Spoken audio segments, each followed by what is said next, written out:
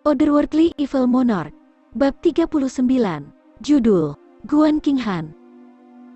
Hujan deras yang tak terbatas akhirnya berkurang intensitasnya, namun hujan terus berlanjut. Junxie berjalan dengan santai, menyebabkan orang-orang yang melihatnya melalui pintu atau jendela bertanya-tanya. Oh, Tuhan, kegilaan macam apa yang Tuan Muda lakukan sekarang? Nah, dibandingkan dengan jenis masalah gila sebelumnya, yang satu ini tampak lebih masuk akal, meski memang tampak aneh. Apa yang dia lakukan di luar saat hujan seperti kucing dan anjing? Saat dia melewati area taman, dia tiba-tiba mendengar melodi seruling perlahan keluar. Di dalam melodi seruling ada kesedihan yang tak terlupakan. Mendengarkan suara seruling, orang bisa membayangkan kesedihan dan perasaan benci yang tersembunyi memenuhi orang yang memainkan seruling. Tetapi ketika Junxie mendengar suara itu, dia merasa itu bertepatan dengan keadaan emosinya saat ini. Tidak dapat menahan diri, dia pergi menuju sumber lagu. Di pavilion yang terletak di tengah taman, seorang wanita berjubah putih duduk di bangku batu, punggungnya menghadap Junxie. Rambutnya digulung tinggi seperti awan gelap, pinggangnya ramping. Melihatnya dari belakang, orang akan percaya bahwa dia adalah wanita yang dingin tapi halus. Namun, diiringi melodi sedih dari seruling dingin di musim gugur yang sunyi ini, akan tampak bahwa wanita ini kesepian dan muram. Junxie berdiri diam di tengah hujan, dia menutup matanya sedikit, mendengarkan nada sedih dari seruling. Pikirannya dalam keadaan trans, seolah-olah dia sedang mendengarkan lagu favoritnya dari kehidupan masa lalunya, lagu Fine Eyebrows dari Red Dream Mansion, kesedihan anggun yang sama, kebencian air mata yang sama. Pikiran Junxie merasa dirinya akan mabuk. Dalam hujan lebat musim gugur ini, untuk siapa rasa sakit dan kesedihan ini? Pada saat ini, Junxie tiba-tiba merasa bahwa wanita di hadapannya menderita kesepian yang sama dengannya. Namun, jika dibandingkan dengan dirinya sendiri, kondisinya jauh lebih tak berdaya. Di tengah kebencian duka dari melodi seruling, bahkan angin pun menjadi mencekik. Melodi seruling berangsur-angsur melemah, seperti benang sutra yang bergoyang di udara, bergoyang sampai tidak ada apa-apa. Wanita berjubah putih tetap duduk. Dia meletakkan seruling giok dan mendesah pelan. Suara desahannya dibubarkan oleh suara hujan, tampaknya menunjukkan betapa lemahnya jika dibandingkan. Hati Junxie terasa tergerak, dia tidak bisa membantu tetapi juga menghela nafas lembut. Meski suaranya ringan, wanita itu menjadi kaget. Dia segera berbalik, pandangannya terkunci pada Junxie. Wajahnya menunjukkan keterkejutan, lalu menjadi agak jijik dan dia memandang Junxie dengan jijik. Itu ternyata kamu? Melodi serulingnya tidak buruk, sangat indah. Tersenyum Junxie saat dia dengan santai melangkah ke pavilion. Badannya yang basah kuyup menyebabkan lantai pavilion menjadi basah. Kakak ipar, bagaimana kamu tiba-tiba memiliki minat yang elegan ini? Penampilan wanita itu seperti lukisan, penampilannya anggun, tetapi wajahnya dipenuhi dengan dingin. Wanita yang tubuhnya memancarkan aura dingin ini adalah kakak ipar Jun Moxi dan istri Jun Moyu, Guan Qinghan. Dia adalah satu-satunya putri dari keluarga Guan yang terkenal, keluarga terkenal di kerajaan Tianxiang. Sebenarnya, memanggilnya istri Moyu mungkin tidak pantas. Pertunangan mereka adalah sesuatu yang ditetapkan saat mereka berdua masih balita. 3 tahun lalu, Jun Moyu berusia 22 tahun dan Guan Qinghan berusia 18 tahun. Saat itulah kedua keluarga mulai mempersiapkan pernikahan untuk keduanya, namun perang tiba-tiba meletus antara mereka dan kerajaan Senji. Jun Moyu dan adik laki-lakinya Jun Mohu terpilih untuk bergabung dalam ekspedisi melawan Senji. Dengan demikian kedua keluarga memutuskan untuk menggelar pernikahan setelah Jun Moyu kembali dengan penuh kemenangan. Sebelum Jun Moyu berangkat wajib militer, mereka sudah selesai dengan upacara pertunangan dan Guan Qinghan sudah dianggap sebagai anggota keluarga Jun. Begitu Jun Moyu kembali, pernikahan mereka akan dilangsungkan. Adapun tanggal pernikahan, itu pun sudah ditetapkan. Namun, tidak satu pun dari mereka yang menyangka bahwa Jun Moyu tidak akan pernah kembali, tubuhnya dibiarkan beristirahat di medan perang. Kedua kekasih masa kecil itu sekarang terpisah, menghadapi penyesalan selamanya. Bakat yang berharga, mati dengan cara yang tidak jelas dan menyedihkan. Saat kabar buruk itu tiba, Guan Qinghan langsung pingsan. Setelah itu, dia mengabaikan nasihat keluarganya dan memilih untuk masuk ke dalam keluarga Jun. Dia mengadopsi identitas seorang janda dari keluarga Jun dan membantu merawat sesepuh di keluarga Jun.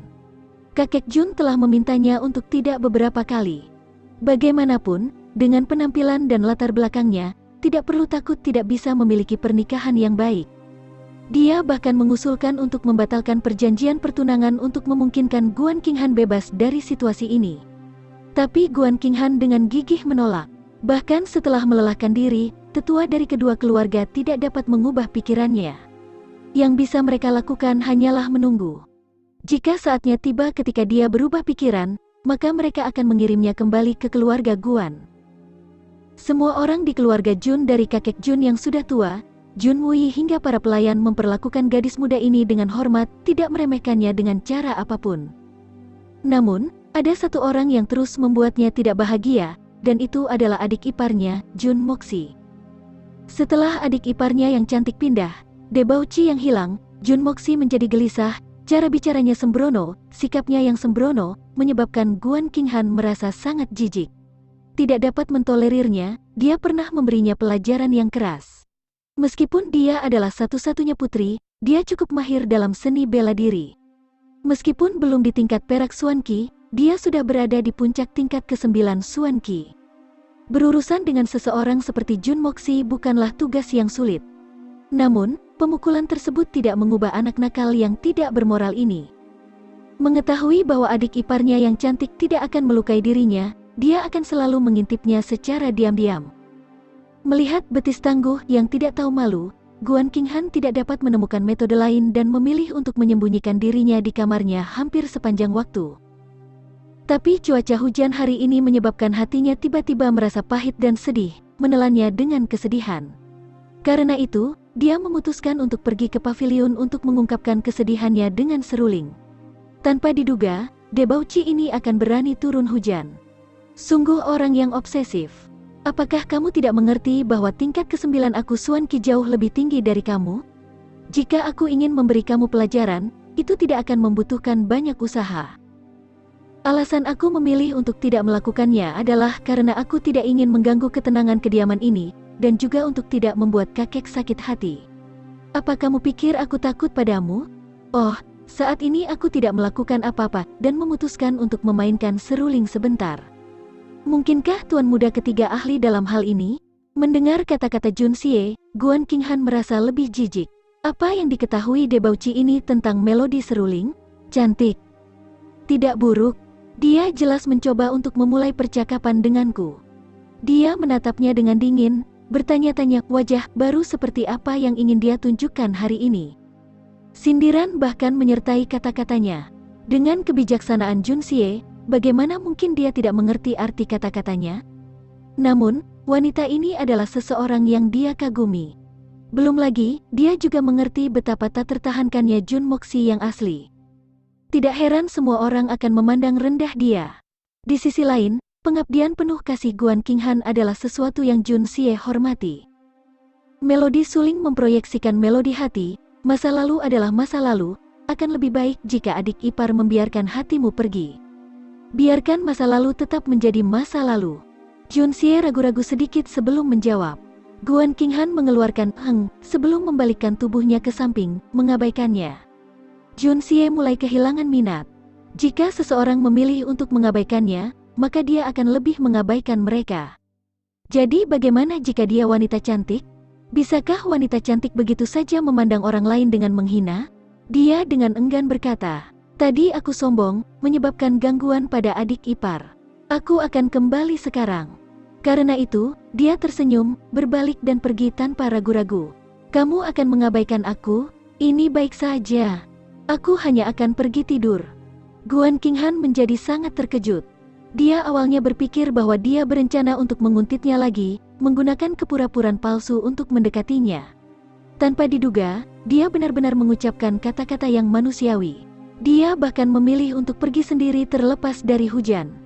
Mengamati punggung Jun Xie saat dia pergi di tengah hujan, Guan Qinghan membuka mulutnya, tapi kemudian ragu-ragu. Menatapnya lagi, dia menemukan bahwa adik iparnya tampak sangat berbeda hari ini. Bocah ini selalu menampilkan senyum nakal yang jahat, matanya dipenuhi ketidakjujuran, melesat kemana-mana. Setiap kali dia melihatnya, dia akan ngiler dengan cara yang tak tertahankan. Namun, tindakan sebelumnya tidak menunjukkan sedikitpun kesembronoan dan sebaliknya serius, sikap yang sangat tenang dan mendalam. Selanjutnya, matanya sama sekali tidak menatapnya. Mengamati punggungnya saat dia pergi melewati hujan, dia melihat bahwa dia tetap tenang. Apakah dia benar-benar berubah? Dalam hati Guan Qinghan menyeringai dingin. Karena tindakannya mengintai tidak membuahkan hasil, dia memutuskan untuk mengubah taktik dan memakai wajah tuan-tuan untuk mendekati aku. Jun Moxi, apakah kamu berharap aku jatuh karena tipuan kamu? Bahkan setelah kamu mengubah wajahmu ribuan kali, di dalam hatiku, kamu akan selamanya menjadi debauci yang kotor dan tidak tahu malu. Itu tidak akan pernah berubah. Dengan hujan deras, kamu benar-benar membiarkan diri kamu basah kuyup dalam air hujan saat kamu datang ke sini hanya untuk mengucapkan beberapa kalimat itu? Seolah-olah ada yang percaya itu. Ini hanya bisa membuktikan bahwa kamu menyembunyikan motif dari tindakan kamu. Kamu seorang pria, adakah yang akan percaya itu? Wajah cantik Guan Qinghan langsung menjadi sedingin es. Namun, bocah ini sebenarnya tidak menunjukkan rasa takut ketika dia melihatku memelototinya hari ini.